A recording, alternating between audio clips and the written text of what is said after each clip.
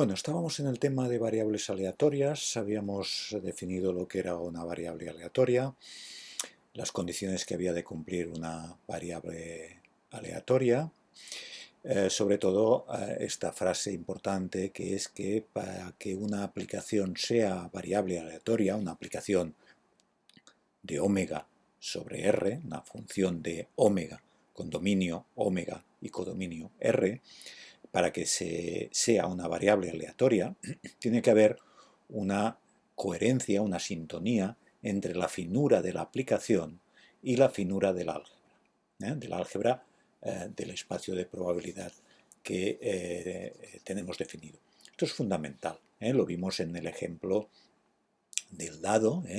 Cuando yo puedo definir diferentes aplicaciones, es fundamental que haya una sintonía entre la finura de la aplicación y la finura del álgebra. Entonces, un poco para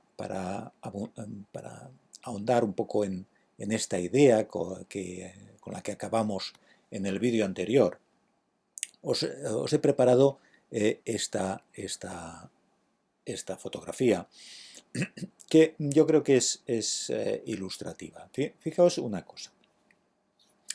Si yo tengo esta aplicación, todo va a parar al 1. Todo va a parar al 1. Por lo tanto, cuando yo coja, acordaos de la definición de variable aleatoria, tengo que buscar qué elementos del espacio muestral de omega se proyectan por debajo o igual a una x cualquiera. El conjunto de elementos que se proyectan por debajo de una x real cualquiera, por debajo o igual a una x real cualquiera, tiene que ser un suceso visible, discernible, tiene que ser un suceso del álgebra. Tengo que poderlo ver. Y por eso os apuntaba a estas diferentes situaciones en las que un dado estaban tapadas todas las caras con un 1 y por lo tanto yo no... Detrás había un puntito, 2 puntitos, 3, 4, 5 o 6 puntos, pero en realidad yo no los veía, yo solo veía un 1. ¿Por qué? Porque en este caso todas las caras del lado van a parar al 1.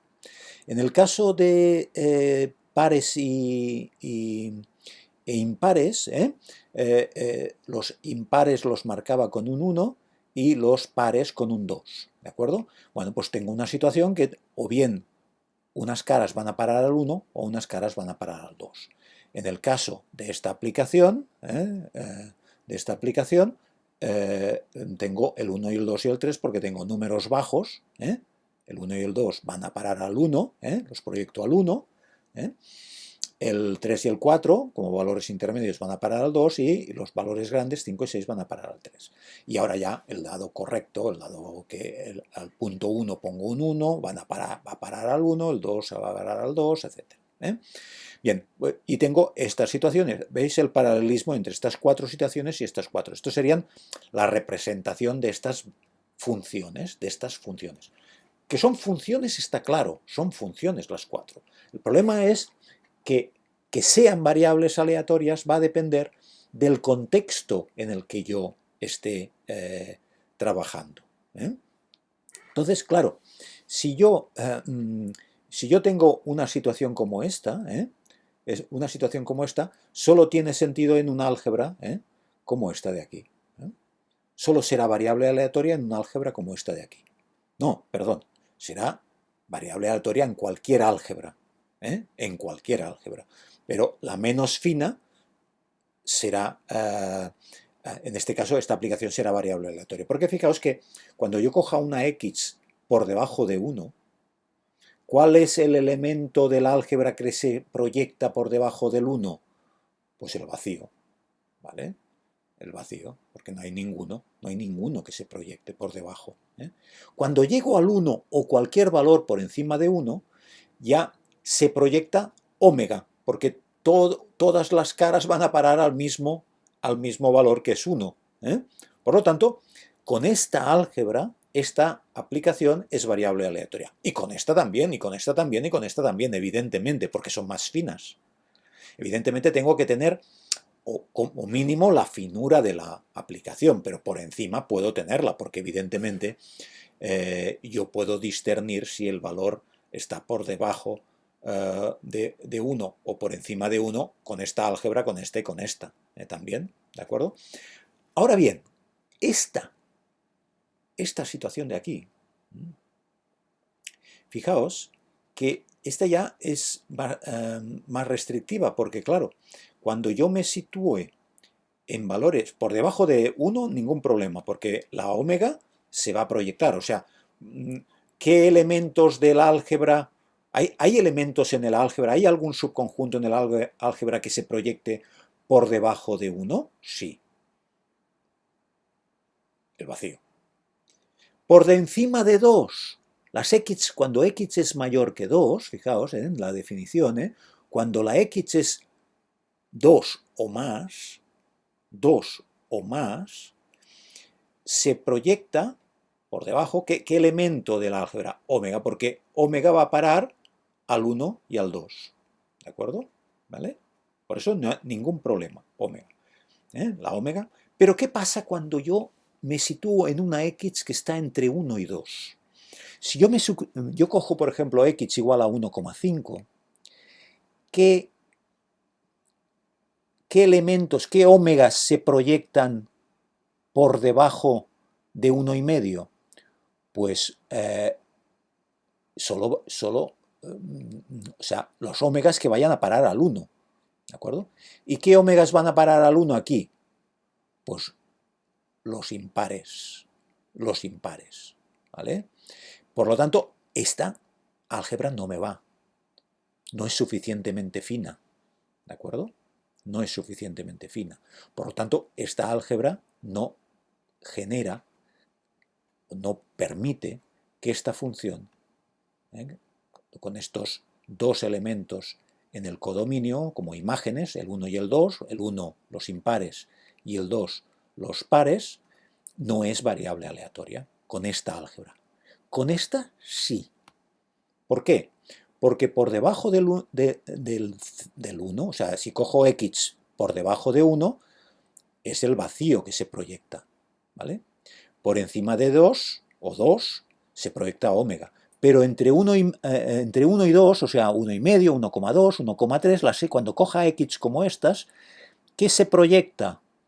Pues aquellas ómegas, aquellos elementos de omega que vayan a parar al 1, que es impar. Y este conjunto sí que lo tengo aquí. Aquí no lo tengo, pero aquí sí que lo tengo. Forma parte de la álgebra. Por lo tanto, yo le podré asignar una probabilidad a 1. ¿De acuerdo? Y está su complementario, evidentemente. Podré distinguir cuál es la probabilidad de 2. ¿De acuerdo? Cuando yo coja un boreliano, porque esto me tiene que funcionar para cualquier elemento que sea de la álgebra de Borel. Y en la álgebra de Borel, en definitiva, me tiene que funcionar para cualquier valor, digamos, a la izquierda de cualquier valor de x. Pero cuando yo coja cualquier boreliano, tiene que tener imagen. O sea, tiene que haber un elemento del álgebra que se proyecte allí. El 2 es un elemento de la álgebra de Borel. ¿Qué probabilidad tiene? Bueno, pues una probabilidad que o sea, ¿qué elemento de la álgebra se proyecta aquí? El conjunto de los números pares. ¿De acuerdo? Pero ¿qué pasa con esta álgebra? Fijaos, con esta álgebra, que esta es más fina que esta, ¿de acuerdo? Es más fina, porque hay más elementos, digamos, ¿no? Hay más elementos. Aquí he puesto puntos suspensivos porque estaría el complementario de 1 y 2, que sería 3, 4, 5 y 6, el complementario de 3, 4, que sería 1, 2, 5, 6, etc. Pero ¿qué ocurre? Que es más fina, pero no es compatible con esta función. Porque fijaos que, efectivamente, por debajo de 1 tengo el vacío, por debajo de 2 tengo omega, pero entre 1 y 2, cuando voy a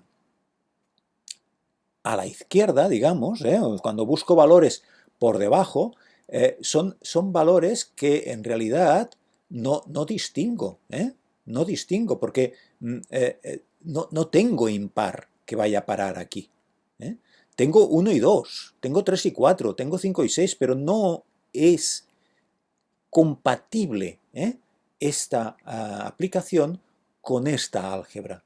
Por lo tanto, no se trata solamente de más fina o menos fina, sino que la finura sea compatible, o sea que de alguna manera tiene que haber compatibilidad entre el álgebra y la aplicación que aspira a ser una variable aleatoria. En cambio aquí sí, porque fijaos que cuando esté por debajo de 1 tendré la proyectada el vacío, cuando esté entre 1 y 2 tendré proyectado el 1 y el 2, cuando esté entre 2 y 3 tendré proyectado lo que no es el complementario de 5 y 6, que es 1, 2, 3 y 4, ¿de acuerdo? Porque si están estos dos está la unión, que además es el complementario de este, por lo tanto lo puedo discernir, y por encima de 3 pues tengo omega, ¿de acuerdo? Por lo tanto, fijaos cómo para que esta aplicación sea variable aleatoria es únicamente posible que tenga esta álgebra. Esta es la única álgebra compatible con esta aplicación. ¿De acuerdo? Esta es compatible con esta, pero no es compatible con esta. Esta es compatible con esta, pero no es compatible con esta. Y esta es compatible con todas. ¿De acuerdo? Es compatible con todas. Pensad en esta idea. ¿De acuerdo? Es muy importante que haya una compatibilidad entre el álgebra y la aplicación. Veremos ya en esta lección, cómo esto va a ir siendo abandonado por esto. Cada vez más nos vamos a quedar con los números reales, con el espacio de los números reales, con el conjunto de los números reales. Pero es importante que veáis que en la construcción de todo el procedimiento hasta llegar a quedarnos con los números reales y jugar con los números reales y dejar el espacio de probabilidad, como os decía en el vídeo anterior, como en los fundamentos del edificio, que no los vemos. Cuando entramos en nuestra casa no los vemos los fundamentos, pero sabemos que hay unos fundamentos que sostienen la casa y que podemos estar tranquilos, ¿no? Pues aquí lo mismo, tiene que haber una compatibilidad, ¿de acuerdo? Por lo tanto, esta álgebra solamente es compatible con esta aplicación, para que sea variable aleatoria. Esta aplicación será variable aleatoria solamente si tengo este espacio de probabilidad o un espacio de probabilidad definido con esta álgebra.